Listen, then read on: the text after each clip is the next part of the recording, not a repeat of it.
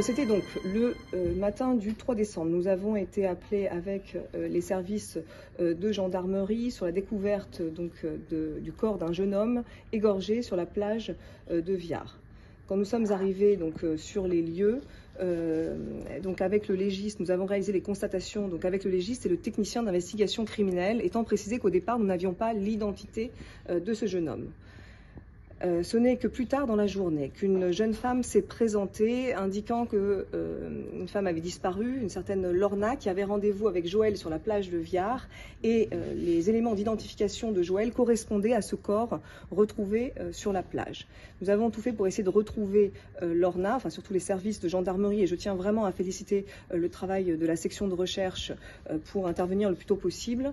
Malheureusement, nous ne l'avons pas trouvé, et ce n'est que le lendemain que le corps a été découvert, un corps a été découvert calciné dans une voiture à Goyave, et les confirmations ADN de Joël et de Lorna ne sont intervenues que postérieurement. Plusieurs pistes d'enquête ont été travaillées, et la dernière, liée à l'étude de la téléphonie, du bornage et de la vidéosurveillance, a permis d'identifier un homme de 34 ans qui est domicilié à Petit-Bourg, qui fréquentait régulièrement cette plage et donc qui serait intervenu ce soir-là, qui les aurait croisés, et en tout cas tout le bornage révélait bien que c'était lui.